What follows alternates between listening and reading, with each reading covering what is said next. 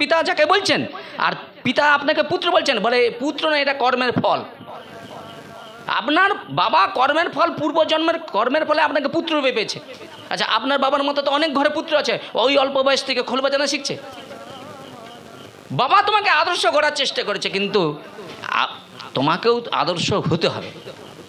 বাবা দেখুন, বাবা গুরু, কিন্তু বাবার অবর্তকালে তোমার মধ্যে সেইটা বেঁচে থাকতে হবে। বাবা যদি ধরো 10টা শিষ্য তৈরি করে যায় কি 5টা শিষ্য তৈরি করে যায়, তুমি যদি এই লাইনের পথিক না হও, এরপরে সেই শিষ্যরা কাকে গুরুদেব ধরবে? এটা ছেড়ে দিয়ে আবার অন্য জায়গায় যাবে। এই জন্য বাবা যদি ধার্মিক হয়, সন্তানকে আগে ধার্মিক হতে হবে। কথা বোঝার চেষ্টা করুন, নাহলে কিচ্ছু বুঝে না। তাহলে জড়বিদ্যা যত মায়ের বৈভব, শ্রীকৃষ্ণ ভজন বাধা, অনিত্য সংসারে। কিন্তু আমরা তো অনিত্য সংসার সম্বন্ধেই বুঝিনি। এটা মনে করছি ও মারা গেছে তো কি আছে, আমি তো চির অমর।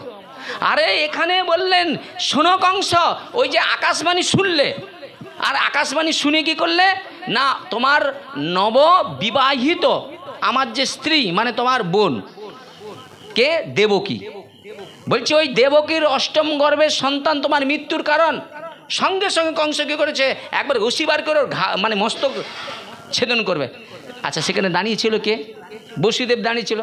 দেখো, বসুদেব আর বাসুদেব দুটোর মধ্যে শুধু একটা অক্ষর উপরে পাল্টে যাচ্ছে। কি না, বসুদেব হচ্ছে কৃষ্ণের পিতা, আর বাসুদেব হলেন কৃষ্ণ। ওখানে আমিও জড়িয়ে ফেলতাম, এই শ্রোতাদের এরকম অনেক ভাব। আচ্ছা, নারায়ণ যদি 4টা যুগ, সত্য তেতা দাপর কলি, 4টা যুগে, তাহলে 4টা যুগে যদি কোনটা বড়? সত্য যুগ। তাহলে ঈশা মতো নারায়ণ শ্রেষ্ঠ হবে, কৃষ্ণ শ্রেষ্ঠ কেন?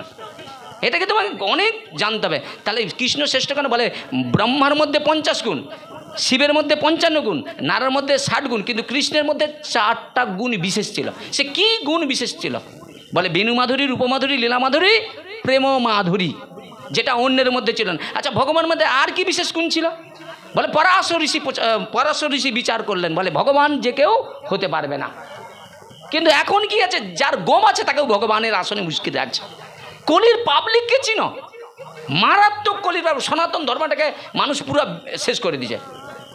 ঘরে বাবা মা তুলসী সেবা করছে, বুঝেছেন, কিন্তু নিজের স্বার্থের জন্য, দেহের সুখের জন্য একটু বেশি দিন বাঁচবে বলে এই তুলসী বাদ। কথা বলছি, এইরকম ধর্ম কোথাও একটা বিধান আছে? কিন্তু আমরা কলির মানুষ সব জায়গায় আছি, দুধেও আছে, মদেও আছে, নিতাই গৌর হরি বল, কোন জায়গায় নেই বলেন না? ও যে লোকটা বেলেহাঙ্গমেও যায়, সে লোকটা ভাগবতেও যায় রে, তাহলে সে লোকটা মাংসের থেকে যায় রে। তুমি এই মানুষকে রস রূপ গন্ধ পরশ শব্দ, এই 5টা বিষয় মানুষকে ভাগবত শুনিয়ে আনা কঠিন বেড়ে যাবে, দাঁত পাত ভেঙে যাবে তোমার, এমন কঠিন।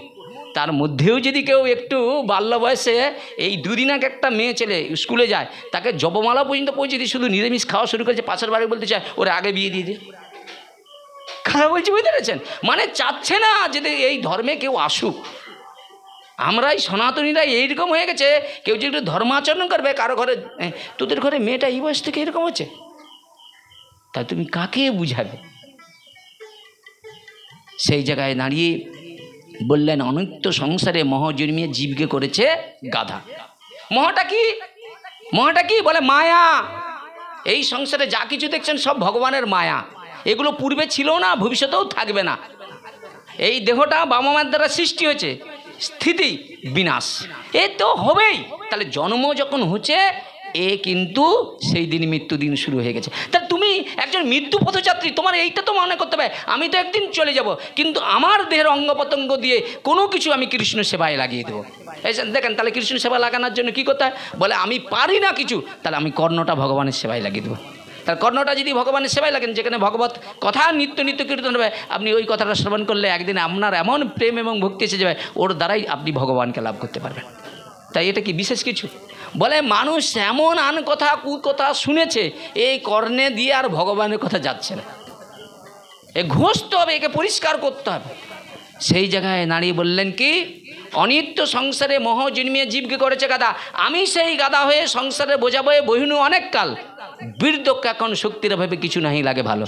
আরে গরুটা যখন ভালো হবে, শক্তি ছিল, তাকে দিয়ে মালিক খাবিয়ে ভালো করে নাগল করাইছে, করাই নাই? তদ্রূপ তুমি বলো, তোমার বাবা তোমার সুখের জন্য কতদিন রাত্রি জাগছে। এখন তুমি বুঝতে পারবে যখন তুমি পিতা হবে, ঠিক কিনা? তোমার ওই একটা ছেলে মানুষ করতে তোমার জীবন কেটে যাবে। তো তুমি, তোমার ছেলে তোমার মুখের সামনে বলো, বাবা আমার জন্য কি করছে? তুমি যেমন কথাকে বলো, বাবা আমার জন্য কি করছে, তোমার ছেলে তোমার জন্য বলে কি, মানে কি তোমার বাবা কি করেনি? তোমাকে এত একটা সুন্দর দেহ দিয়েছে, তার মধ্যে জ্ঞান বিবেক বৈরাগ্য রয়েছে, তারপরে আর কি দরকার আছে? আমি মনুষ্যকুলে জন্মগ্রহণ করছি ভারতবর্ষের মাটিতে, এটাই আমার গর্বের বিষয়।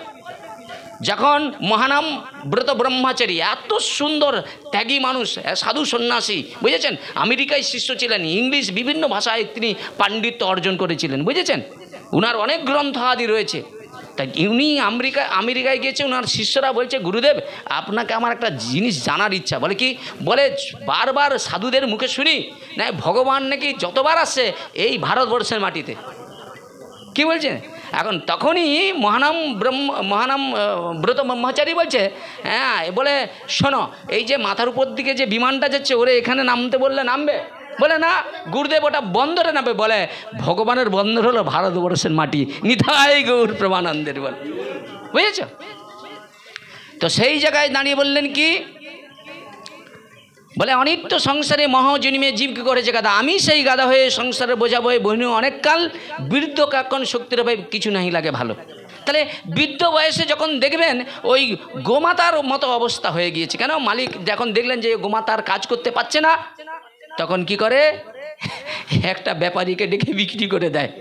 তদ্রূপ এই যে তোমার বাবা তোমার জন্য এত চিন্তা করছে, তোমার বাবার যদি একটা ব্যাধি এসে যায় না, তখন তুমি মনে করবে আর বা অনেক দিন হয়ে গেল বাবার আর মল আর পরিষ্কার করতে পারছি না, কখন চলে যায় দেখি। তোমার বাবা কাঁদবে, যাদের জন্য দিনের পর দিন রাতের পর রাত কষ্ট করলাম, আর সামান্য আমার দেহেতে একটা ব্যাধি রয়েছে, তার জন্য আমার ছেলে বলে। বাসুদেব ঘোষের ঘটনা শোনেন। বাসুদেব ঘোষ দুই ভাই, এখন ছোট ভাই মহাপ্রভুর চরণকে আশ্রয় করেছে, বড় ভাইকে বলছে, ভাই চল না, মহাপ্রভু কলির ভগবান, এমন সুযোগ পাবি না, এবে না অস্ত্র ধরিব, কারো প্রাণে না মারিব, কৃষ্ণ নাম দিয়ে জগৎ উদ্ধার করিব। এই মহাপ্রভু কারো বিচার বিশ্লেষণ, যেই আগে পড়ে তারই কৃপা করে, উদ্ধার করার চেষ্টা করে, বুঝেছ? তা তুমি চলো। বলছে না না, আমি সংসারের মধ্যে রয়েছে, আমি ওই হরিভজন টজন পছন্দ করি না, তুই তা চলে যা। এখন বাসুদেব বিপ্র কী করলেন না, 3 দিন পরে দেখলেন তার দেহেতে কুষ্ঠরোগ হয়েছে, বুঝেছেন? তো কুষ্ঠরোগের কারণে প্রচুর কষ্ট পাচ্ছে। মনে মনে চিন্তা করলো কুষ্ঠরোগটা হলো, হ্যাঁ, এটা মনে কোনো প্রারব্ধ কর্মের ফল। তো এই কুষ্ঠরোগ হয়েছে, তার স্ত্রী আর তার পুত্র দুজনে বলছে, এই কুষ্ঠরোগ তো ছোঁয়াছুঁই, তখন এত চিকিৎসা বিদ্যা ছিল না, বুঝেছো? এখন যে চিকিৎসা বিদ্যা, তখন তো ওসব চিকিৎসা ছোঁয়াছুঁই। এই দেখ তোর বাবার না ছোঁয়া আর খাওয়াও যাবে না, পরশও করা যাবে না, কী করবি? বাসুদেবকে শুনতিছে, দেখেন শুনতিছে ঘটনাটা, কী করবে? বলে তাহলে একটা কাজ করা যাক। বলে কি? বলে আমাদের ঘরে যে ওই জঙ্গল আছে না, ওই ঝোপ আছে না, ওইখানে একটা কুটির বানিয়ে তোর বাবাকে ওখানেই রেখে আসবো, আর হ্যাঁ ওই যখনই খাওয়ার দাওয়ার হবে ওইখানেই একটা পাত্রে দিয়ে আসবো, বুঝেছো? তো এখন সেই কারণে বাসুদেব ঘোষ ঘটনাটা শুনেছে কর্ণে, ওরে কি করেছে, ওখান থেকে সেখানে কুঠি রচনা করে রেখেছে। কিন্তু জানেন কুষ্ঠরোগ এমন হয়েছে, সেগুলো গল গল করে না, কয়েকদিন পরে না কিলকিল করে পোকাগুলো ঘুরছে, গা দিয়ে পড়ে যাচ্ছে। বাসুদেব ঘোষ কাঁদছে আর পোকাগুলোকে তুলে সেই ক্ষত জায়গায় রাখছে। বলে তখন বলছে, বলে এই যে ক্ষত জায়গাতে না, এই যে ক্ষত জায়গাতে তোরা এসেছিস বলে না আমি জগৎকে চিনতে পারলাম, সংসার সম্বন্ধে চিনতে পারলাম, এই ব্যাধিটাই আমার চোখ খুলে দিয়েছে। সামান্য আমার এই রোগের কারণে আমার স্ত্রী আমার পুত্র আমাকে কোথায় সরিয়ে দিয়েছে। সামান্য জানেন তো, দুটো খেতে দিবে যাতে না ছোঁয়া যে দূর থেকে, যে পাত্রটাই খেতে দেয় না, ওইটা কিছুক্ষণ পরে কিছু যদি অবশিষ্ট থাকে, ওই কি হয়, কুকুর খেয়ে যায়, বিড়াল খেয়ে যায়, ওই পাত্রটাও ধুয়ে দেয় না। বাসুদেব ঘোষ মনে মনে চিন্তা করছে, এমন দেহ, এই দেহ, যে দেহ পেয়ে হরিভজন করার জন্য পেয়েছি, সংসারে যাদের জন্য ভালোবাসলাম, আমার ভাই আমারে ধরে নিয়ে যাওয়ার চেষ্টা করেছিল, সেই দিন যদি ভাইয়ের কথা শ্রবণ করে চলে যেতাম, তাহলে আজকে এই কষ্ট আমাকে পেতে হতো না। আজকে যাদের জন্য করলাম তারাই এইভাবে করছে। বাসুদেব ঘোষ তার সর্বাঙ্গে সেই কুষ্ঠ রোগের এত যন্ত্রণা, এত বেদনা, কাঁদছে আর মহাপুরুষ স্মরণ করছে, জানো তো। কিন্তু খবর এলো মহাপ্রভু এসেছে পাশের গ্রামে। ও তো এত কুষ্ঠরোগ হয়েছে, ও ঠিকমতো চলতেও পারছে না, গোটা গায়ে একবারে মানে কিলবিল করছে পোকা। ওই অবস্থায় না ও কী করেছে, ঘুষতে যাওয়ার চেষ্টা করেছে। মহাপ্রভু কীর্তন যজ্ঞতে দাঁড়িয়ে বলছে, বাসুদেব বাসুদেব। তো সে বলছে, প্রভু বাসুদেব কে? বলে বাসুদেব ঘোষ। বলে এখানে কোথায়? তার তো বাড়ি অদূরে। মহাপ্রভু দেখেন তার প্রতি কৃপা করার জন্য ওই কীর্তন থেকে ছুটছে। যাকে সংসার স্ত্রী পুত্র তাকে কি করলেন, তাকে ছিল না, মহাপ্রভু সেই বাসুদেব ঘোষকে গিয়ে ধরে আলিঙ্গন করলেন। মহাপ্রভুর আলিঙ্গন পেয়ে তার সর্বকুষ্ঠ ব্যাধি মুক্ত হয়ে গেল। সেই থেকে বাসুদেব ঘোষ কী করলেন, সংসার ত্যাগ করে মহাপ্রভুর চরণাশ্রয় করলেন। তাই গৌর প্রেমানন্দের বলে দেখেন। তাহলে সেই জায়গায় দাঁড়িয়ে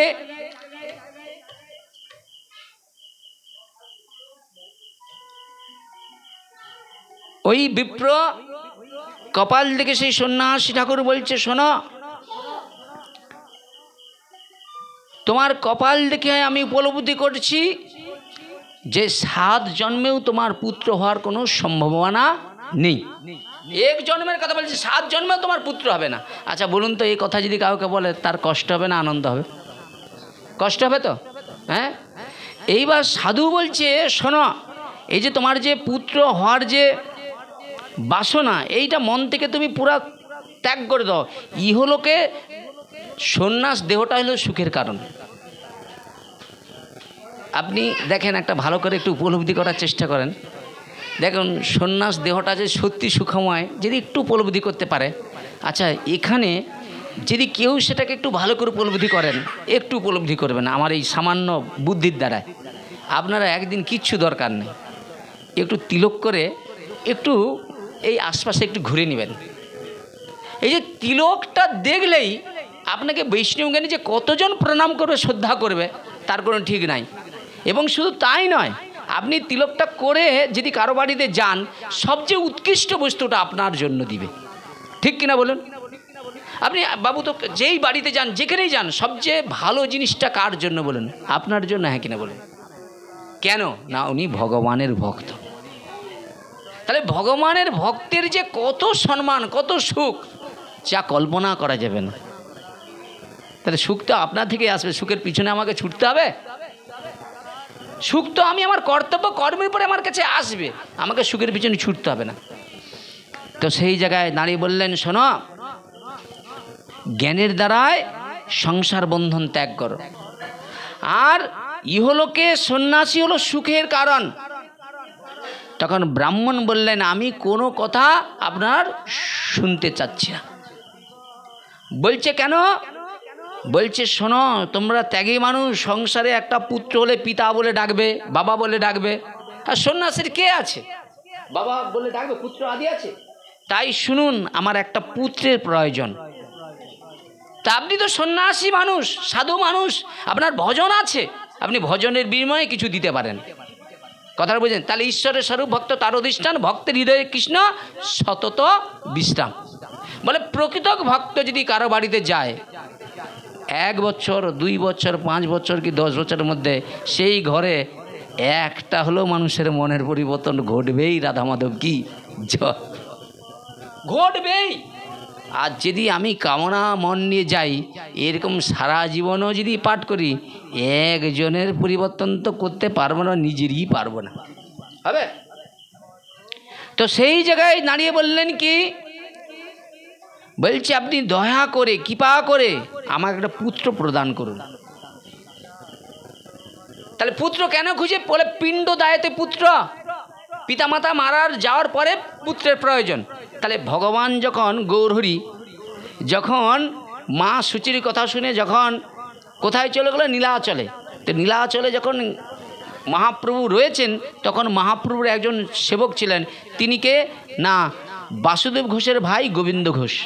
তো গোবিন্দ ঘোষকে মহাপ্রভু জিজ্ঞাসা করছে, গোবিন্দ, তোমার তো তুমি তো সাধু মানুষ, এখন তোমার অন্তরে কোনো কামনা বাসনা আছে? বলে, হ্যাঁ প্রভু, একটা কামনা আছে, সারা জীবন যেন নিঃস্বার্থভাবে অহেতুকিতভাবে তোমার সেবা দিতে পারি, তোমার সেবার বিনিময়ে যেন আমার মনের মধ্যে কিছু না আকাঙ্ক্ষা আসে।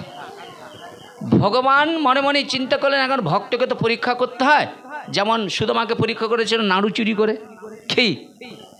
তো সেই চিন্তা করে ভগবান কি করলেন না, পরীক্ষা করার জন্য ওকে নিয়েই বেরিয়ে পড়লেন। আর বেরিয়ে এলেন কোথায়? শান্তিপুরে অদ্বৈত আচার্যের ভবনে। ওখান থেকে একবারে ঠিক চলে গেলেন কোথায়? অগ্রদ্বীপের গঙ্গার তীরে। ওখানে গিয়েই কী করলেন? গঙ্গার তীরে একটা বৃক্ষের তলায় মহাপ্রভু ওখানে কি করেছেন? বিশ্রাম গ্রহণ করছে। সন্ন্যাসী মানুষ তো সংসারে থাকতে পারে না, বুঝেছেন তো। মহাপ্রভু যখন ওখানে থাকলেন তখন মহাপ্রভুর আগমন যারা শুনেছেন তারা দূর দূরান্ত থেকে ছুটে এসেছেন। এই দেখেন, কিছু মনে করবেন, এই যে ধরুন আমরা যে ভাগবত শুনছি, এখানে ঋণ আছে না নাই? আপনারা মনে করবেন এটা মানে পাঠকের কোনো একটা বিজনেস, এটা ভুল। বলে এই যে ব্যাসদেব এত কষ্ট করে অক্লান্ত পরিশ্রম করে ভাগবত রচনা করেছে, ভাগবত শুনতে গেলে তোমাকে ওই ব্যাসদেবের ঋণ শোধ করতে হবে। তা আপনি মনে করেন কি 10 টাকা দিয়ে দিলে ঋণ শোধ হয়ে যাবে? বলে না, বলে ভক্তি ভরে যদি একটা তুলসীও দেওয়া যায়, বলে ওতেই আপনার ঋণ মুক্ত হয়ে যাবে। নিতাই গৌর প্রেমানন্দের বলে 10 টাকা 20 টাকা দিতে হবে না। ভক্তি সহকারে যে আমি তো যাচ্ছি ওখানে ভাগবত সেভাবে, তাহলে দুটো যদি তুলসী তুলে নিয়ে যাই, আর ওই তুলসীটা যখন ভগবানকে নিবেদন করে 5 জন দিবে, ওতেই অনেক বড় পাওয়া না? আপনি পাহাড় পর্বত সম রান্না করেছেন, ওটাই তুলসী না দিলে কি ভগবান গ্রহণ করবে? গ্রহণ করবে কি? কথা বলছি, বুঝতে পেরেছেন? ভগবান গ্রহণ করবে? করবে না। তো সেই জায়গায় দাঁড়িয়ে বলছে আমার একটা পুত্রের প্রয়োজন। আচ্ছা, আরেকটা কথা খুব মন্দ শোন। আচ্ছা, এই যে কৃষ্ণ ভক্তিটা, ভক্তি কি? ভক্তি শব্দের অর্থ কি? আমরা বলি না যে ছেলেটার কি ভক্তি হয়েছে, বলে না? ভক্তি সম্বন্ধে মানুষ ভক্তির মানেটাই জানে না। রূপ গোস্বামীর ভক্তি রস সিন্ধু গ্রন্থ পড়তে হবে, তাহলে ভক্তি সম্বন্ধে সে জানতে পারে। তুমি গ্রন্থ না পড়লেও মনে করবে শুধু তিলক শিখা রাখলেই ভক্তি। আরে এরকম অনেক লীলার চরিত্র রয়েছে, যারা তিলক শিখা করে না ভগবানকে কৃপা পেয়েছে। কর্মা ভাই জগন্নাথ নিত্য তার হাতে সেবা গ্রহণ করতেন, বুঝার চেষ্টা করুন। এবার আপনারা যখন বলতেন তাহলে এগুলোর কি গুরুত্ব নেই? হ্যাঁ আছে, আমরা সেই স্কুলের ছাত্র, গুরুদেবের আজ্ঞায় আমরা সেটা করি, কিন্তু এটা হচ্ছে ত্যাগের প্রতীক, বুঝেছেন? তো সেই জায়গায় দাঁড়িয়ে ওই গুরুদেবের কাছে যে বস্তুটা রয়েছে সেটা হল কৃষ্ণ ভক্তি ধন। যেটা ভগবানের কাছে নেই সেটা গুরুদেবের কাছে আছে। যে বস্তুটা ভগবানের কাছে নেই সেটা গুরুদেবের কাছে ভগবান দিয়ে রেখেছে। এই জন্য বলছে কলির জীবের নিস্তার লাগি নন্দ সুতরি, সুত মানে পুত্র, ভুবনে প্রকাশ হয় গুরু রূপ ধরি। তাহলে গুরু ভগবান কিন্তু একই বস্তু, পৃথক নয়। কিন্তু পার্বতী বলছে শোনো, এই জগতে অনেক গুরুদেব আছে, ধর্মের ধৈর্য থেকে শিষ্যের বৃত্ত হরণ করছে, কিন্তু গুরু শিষ্যের বৃত্ত হরণ করে না, শিষ্যের সর্বস্ব দুঃখ হরণ করতে পারে। এটাই হলো গুরুর মাহাত্ম্য, দিয়ে তাকে গোবিন্দ চরণ প্রাপ্তি করে দিতে পারে। নিতাই গৌর প্রেমানন্দের অনেক। আচ্ছা ভক্তির রসন, আচ্ছা গৌরীয় কণ্ঠহারে গুরু কে হবে তার পরিচয় বলা যায়। বলে বাক্য বেগ, ক্রোধ বেগ, উদর বেগ, উপস্থ বেগ, 6টা বেগ জয় করতে হবে। তো মুখে বললে হবে না, শিষ্য হাজার তৈরি করেছে। প্রহ্লাদ সপ্তম স্কন্ধে বলছে অন্ধ যেমন অন্ধের দ্বারাই পরিচালিত আসল পথের সন্ধান পায় না, তদ্রূপ মুক্ত ব্যক্তি ছাড়া তুমি কখনো যদি কামনা বাসনা নিয়ে যদি শিষ্য কেউ তৈরি করে, সে যদি অন্ধ আরেকজন অন্ধকে পথ দেখাতে পারবে? ও তো খালে পড়েই মরবে। এই জন্য গুরু হতে গেলে তোমাকে মুক্ত হতে হবে। ধরুন আমি যদি আমার ভিতরে যদি আমার ভিতরে যদি মানে পুরাটাই পানা থাকে, হ্যাঁ এখানে চাঁদের আলো দেখা যাবে? আমি নিজেই মুক্ত নেই, আমি মনে করবো এদেরকে মুক্ত করে দিতে পারবো? এই জন্য দেখুন এই ভাগবতের ভিতরে অনেক গভীর কথা রয়েছে, এগুলোকে তোমাকে বুঝতে হবে যে কী বুঝাতে চাচ্ছে শাস্ত্র, কি বুঝাতে চাচ্ছে। শাস্ত্র হচ্ছে শাসন। তোমার বাবা তোমাকে শাসন করছে বলে আজকে তুমি ভালো একজন খোলবাদক হতে পারছো, এটা তোমার বাবার কৃতিত্ব, এটা গর্ব আমার যে তুমি একটা পারছো। 5 জায়গায় বলছে পূর্ব মেদিনীপুরের মধ্যে ওই ছেলেটার হাতের খোল বাজানো দেখ কত সুন্দর বাজায়, বলবে না এটা গর্ব না? এইটার পিছনে তোমার বাবার কৃতিত্ব ছিল। তুমি আজকে একটা কথা বলি, তোমাদের না বললে বুঝতে পারবে না, কত সহজভাবে বোঝানো যায়। একটা ছেলে পড়াশোনা করেছে, বুঝেছেন? পড়াশোনা করে এখন ভালো রেজাল্ট করেছে, ঠিক আছে? এখন পরীক্ষায় বসেছে। এখন পরীক্ষায় বসার পরে এখনকার দিনে তো ভাই দালাল ছাড়া তো চাকরি হয় না, বুঝেছেন? মা একটু ভাগবত পছন্দ করে। মা ভাগবতের কাছে বলছে আমার ছেলেটা যদি চাকরি হয়ে যায়, প্রথম বেতনের অর্থ দিয়ে ভগবান তোমার সেবা দান করব, তোমার ভক্তদের সেবা দেবো। মায়ের অভিলাষ। এখন কি করেছে বাবা, কি করেছে ছেলেটার চাকরির কারণে কি করেছে, কিছু টাকা সঞ্চয় করে ছেলের চাকরির জন্য কিছু টাকা দালালকে দিয়েছে, বুঝেছেন? এখন কিছুদিন পরে ছেলের চাকরিটা হয়ে গিয়েছে। ছেলেটা বেশ চাকরি করে প্রথম বেতন নিয়ে বাড়ি এসেছে। মা এখন আঁচলে পেতে বলছে বাবা আমি মানত করেছি ভাগবত করে কিছু ভক্ত সেবা দেব, টাকা দে। বলে মাথা খারাপ নাকি? আমি দিনরাত্রি কষ্ট করে পড়াশোনা করছি তোমাকে টাকা দেওয়ার জন্য নাকি? কথা মন দিয়ে শুনুন। তবে তোমার জীবনে কোনো দিন পিতা মাতার চরণে হবে না। অপরাধ যদি হয়ে যায়, ওই খোল বাজানা দেখবে একদিন তোমার হাতে কাজ করবে না। যদি কোনো অভিশাপ কারো পড়ে যায় পিতা মাতার, তোমার যত ভালো হাত হোক না কেন, সেকেন্ডে তুমি নষ্ট হয়ে যাবে। এগুলো জানেন। অহংকার যদি কারো জয় বিজয়, ভগবানের দাড়ি ছিল তাদের পতন হয়ে গেল, অসুর কুলে জন্ম। কখনো কোনো বিষয় নিয়ে অহংকার করা যাবে না। ভক্ত তো বিশেষ করে করবে না, করলেই তার পতন হয়ে যাবে। যে আমি এত ভালো কাজ করি না, আমাকে দিয়ে ভগবান করিয়ে নেয়নি, তাই গৌর প্রেমানন্দের। এটা দেখেন ভগবান